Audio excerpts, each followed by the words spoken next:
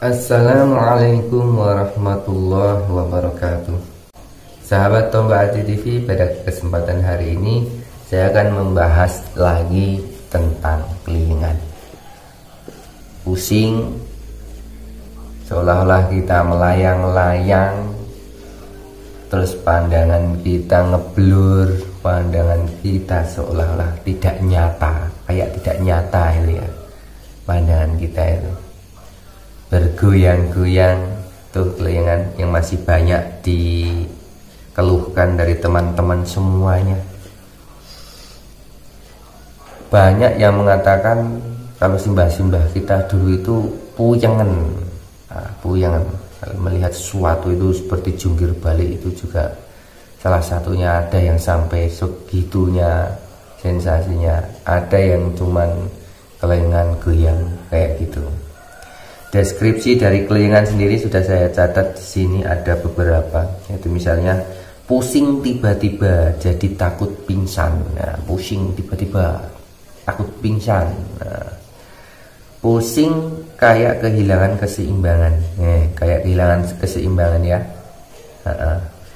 Kayak berjalan di atas mobil atau kayak ada gempa.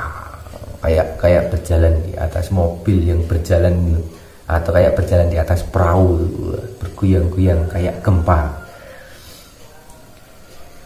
Berkunang-kunang. Nah, apalagi kalau pas kita habis duduk terus kita berdiri, itu berkunang-kunang. Nah itu, orang normal pun juga seperti itu. Habis buang air besar atau air kecil, kita duduk, kita berdiri, serasa mau tersungkur.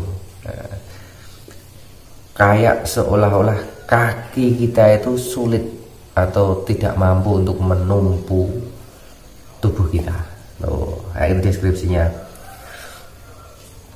Terus itu nanti itu menjadikan bagaimana kalau saya pingsan, takut kalau pusingnya semakin parah gitu. Terus takut kalau ada sakit berat lainnya, semacam kanker di kepala atau bagaimana, dan takut jatuh. Dan malu teman-teman, kelingan malu ke masjid. Nanti kalau saya di masjid itu saya pingsan bagaimana. Cuman pikiran-pikiran negatifnya seperti itu. Takut kalau nanti pas sholat Jumat itu gimana, kalau saya pingsan, malu kalau saya pingsan, takut kalau saya sensasi tiba-tiba terjadi sesuatu bagaimana, kan kayak gitu. Wajar itu.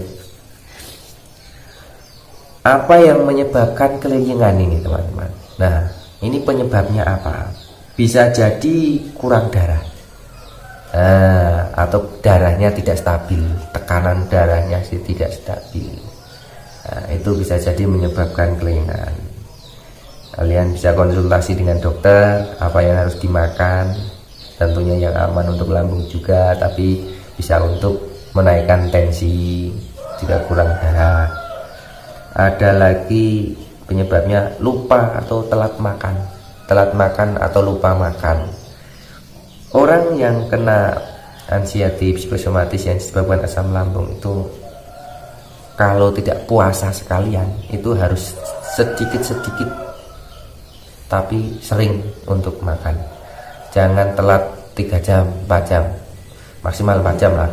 3 jam saya usahakan untuk makan sedikit-sedikit, tapi jangan terlalu banyak, nanti juga akan mengakibatkan masalah yang lain juga, atau mengakibatkan kita begah, kembung, dan lain sebagainya. Bisa jadi tekanan darah, lupa atau telat makan pantangan itu juga bisa menyebabkan kelingan. Jadi kalau kalian makan pantangan, perutnya yang belum kuat, itu kalian misalnya makan pedas misalnya, itu bisa saja menyebabkan kelingan. Pokoknya yang tidak cocok di perut kalian bisa menjadikan sensasi itu muncul dan mengakibatkan kelingan itu. Seperti itu, makan pantangan. Terus kurang air putih atau dehidrasi. Jadi kalian cuma bingung dengan sensasi yang datang sehingga kalian lupa minum. Wah, ternyata saya sehari cuma habis 1 gelas, 2 gelas, 3 gelas. Harusnya lebih banyak minum hangat. Lebih bagus minum hangat madu sehari sekali, pagi atau sore. Nah, itu. Terus lagi glukosa tidak stabil. Jadi kita itu glukosa tidak stabil itu ya gula dalam tubuh kita itu kurang. Misalnya kita habis makan nasi itu, bagi yang masih lemes-lemes saya anjurkan untuk minum air manis. Tidak harus teh manis, air manis. Air manis itu berarti air itu gula. Saya selalu menganjurkan itu. Untuk apa? Untuk menyetabilkan gula biar glukosa kita itu, karena kita kalau tidak minum itu manis lemes biasanya kayak gitu. Terus sudah saya konsultasikan sama dokter. Terus bisa jadi kalian terlalu banyak istirahat atau terlalu banyak rebahan, terlalu banyak tiduran, sehingga kalian dari posisi tidur ke duduk atau dari posisi duduk berdiri itu mengakibatkan kelayangan juga. Dan orang yang sering rebahan, terlalu banyak rebahan itu juga membuat pusing, kelayangan. Terus bisa jadi kalian kurang oksigen. Nah, makanya saya selalu untuk menganjurkan untuk atur pernapasan perut.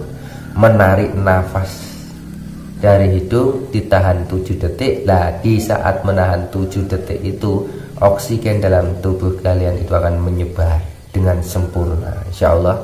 Dan itu kalian hembuskan lagi sampai habis. Nah, seperti itu, atur pernapasan perut setiap 2 jam sekali.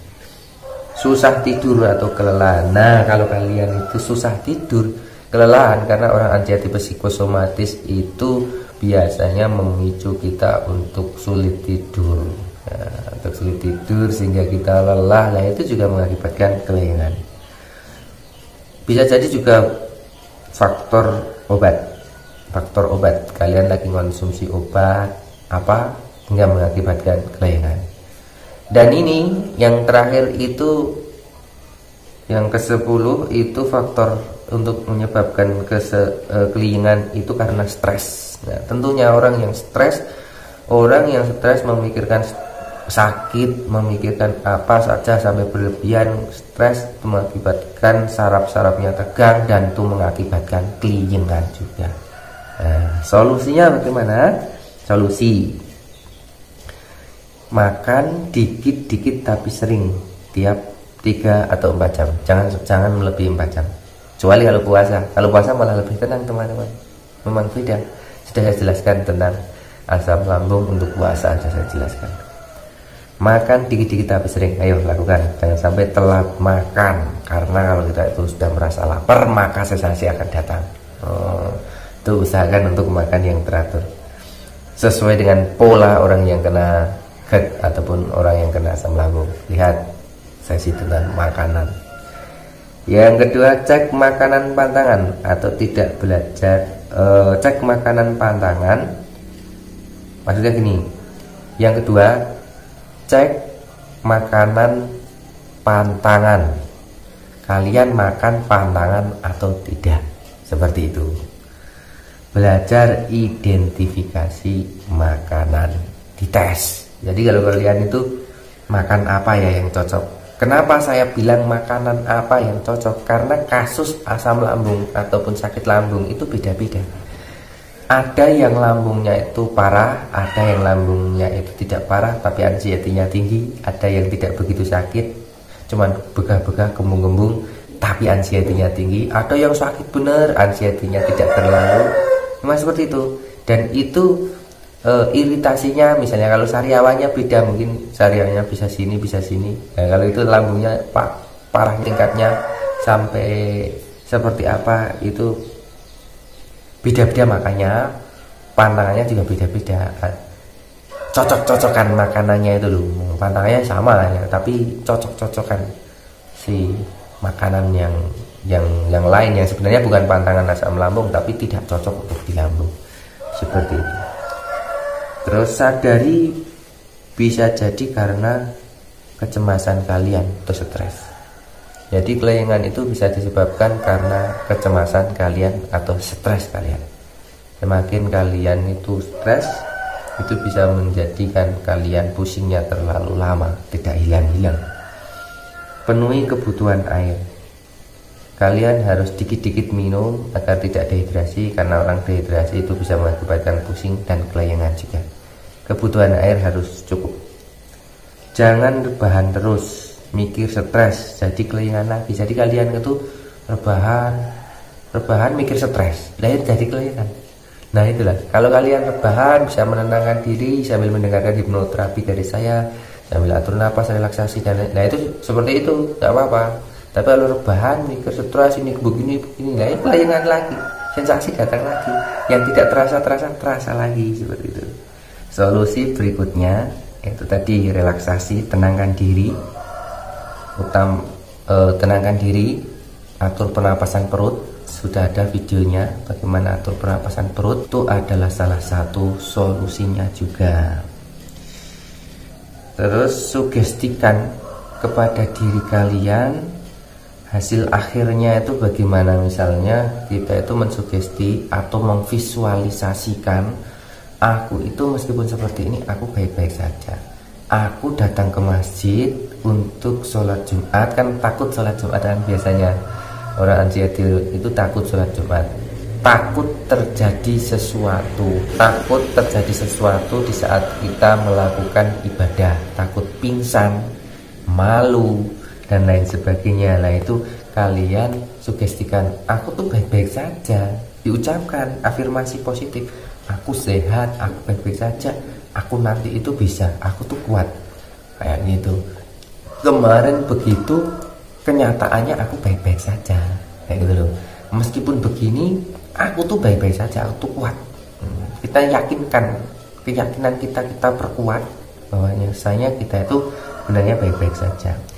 Terus pijat titik refleksi kelayangannya, sudah saya sampaikan dulu, kelayangan daerah sini ini. Nah ini ada siku ini, terus ke depan sini. Nah ini kalian pijat. Kalau dipijat bagian bawah sini sampai tangan di area sini itu kayak kesemutan, piar gitu. Nah terasa sampai di jari-jari ini kalau dipijat daerah sini ini. Nah kalian cari sendiri, yaitu sampai piar itu dipijat minimal satu titiknya 3 menit, kanan kiri dan titik lambungnya dipijat. Titik lambungnya sudah saya sampaikan, di telapak kaki juga dipijat, telapak tangan di sini pijat. Dan kalau kelayangan di sini ini kalian tekan-tekan begini pakai minyak gosok. Tekan sambil cium minyak gosok untuk relaksasi, hanya minyak kayu putih atau yang lain, minyak aromaterapi yang lain. Terus kalian sambil pijat belakang tengkuk kayak gini. Nah naik turun, kadang diusap ke atas kayak gini, set gitu. Kanan kiri juga gitu, dipijat gitu. Begini tangannya begini pijat di area sini. Nah ini nah saya pijat seperti ini pakai minyak gosok, terus dimasukkan jarinya ke dalam ini juga kayak gini, masukin naik turun sambil atur pernapasan perut. Nah seperti itu kalian bisa lakukan itu, dan juga kalian bisa melakukan selain itu, kalian bisa bersikap menjadi orang normal. Ya ini yang penting, bersikap menjadi orang normal. Kita berusaha menyadari bahwasanya orang normal pun kalau misalnya duduk terlalu lama, berdiri pun bergunang-gunang. Ada kan yang seperti itu, wajar. Dulu waktu kita belum kena anxiety lah wajar saya gitu, wajar saja. Tapi sekarang kenapa kita baru gini aja kayak goyang, kita melihat sampai blur, sampai tadi biasa. Nah pijat dari sini kayak gitu. Kalian harus belajar mensikapi apa yang sudah terjadi kepada kalian, dan kalian baik-baik saja. Kalian harus belajar sensasi datang itu harus diapakan. Saya harus bagaimana? Kalau sensasi datang langsung gerak, saya harus bagaimana? Jangan bingung tok, stres, nggak mencari solusi, cuman bingung tok, malah semakin takut, semakin stres, semakin panik. Nah itu kalian nanti repot kalau nggak langsung cari solusi apa ya gitu, cara mengalihkan sensasi ya apalah, kayak orang normal lah. Nggak usah begitu mempedulikan diri kita, tapi kita harus tetap menjaga 3 polanya, pola pikirnya, pola makannya, pola hidup sehatnya, Dan ada lagi untuk mengatasi kelingan, sudah saya sampaikan di video sebelumnya tentang kelingan. Kalian harus berjemur, harus olahraga ringan, biar peredaran darahnya lancar. Kalau peredaran darahnya lancar, insya Allah saraf-sarafnya ataupun darahnya lancar ke seluruh tubuh, hingga kelingan itu juga tidak ada, karena lancar kan peredaran darahnya. Semua terpenuhi, air terpenuhi, oksigen terpenuhi, peredaran darah lancar. Nah itu ya normal. Vitaminnya juga terpenuhi, bisa dari buah. Pokoknya pola makannya dan pantangannya dihindari, dan cocok-cocokan dari makanan itu diseleksi. Dan catat, saya begini, hari ini saya lebih baik dari hari kemarin, aku lebih baik. Jangan membayangkan kemarin terus. Jadi kalian itu harus membayangkan masa depan yang indah dan harus dirasakan saat ini. Jangan membayangkan kemarin, saya kemarin pusing ini, saya kemarin itu namanya kalian masih tersandung masa lalu, belum bisa move on. Jadi biarkanlah yang sudah, biarkan yang buruk-buruk udah. Saya hari ini saya harus kuat. Hari ini aku semakin baik dari hari kemarin. Aku hari ini semangat, mulai dari pagi ini sampai sore aku baik-baik saja. Aku sehat. Meskipun ada sensasi, orang sehat pun ada sensasi. Aku harus bisa melalui, aku kuat. Aku semakin kuat, sakitnya semakin hilang. Aku semakin kuat, sakitku semakin hilang. Kayak gitu. Jadi sakit itu sudah nggak ada, kita aja yang semakin kuat. Misalnya masih ada sakit cedak, tapi semakin kuat. Jadi nggak begitu terasa sensasinya, begitu teman-teman. Ya mungkin itu yang bisa saya sampaikan. Silahkan diulang-ulangi, kalian cerna tentang kelingan ini. Itu adalah salah satu sensasi sendiri. Kelingan sudah salah satu sensasi, dan beberapa faktor yang lain itu sensasi juga yang bisa menyebabkan kelingan, ya, kayak gitu. Jadi memang kelingan ini sangat kompleks ataupun sangat intens dialami oleh orang-orang yang kena asam lambung. Ya mungkin itu yang bisa saya sampaikan teman-teman, mudah-mudahan bermanfaat untuk kalian semua, dan kita semoga segera, bagi yang masih sakit, segera disembuhkan oleh Allah Subhanahu wa taala. Kita semua ini diberi ketenangan, kenyamanan, kebahagiaan, kesehatan yang sempurna, berani lagi, percaya diri lagi. Dengan izin Allah kita dapat membahagiakan orang-orang yang kita cintai. Kita sehat, berkah, panjang umur, selamat fitini wa dunya wal akhirah, bahagia bersama keluarga kita. Amin ya rabbal alamin. Sampai jumpa. Assalamualaikum warahmatullahi wabarakatuh. Dukung video ini dengan like, subscribe, dan tanda lonceng gratis. Terima kasih.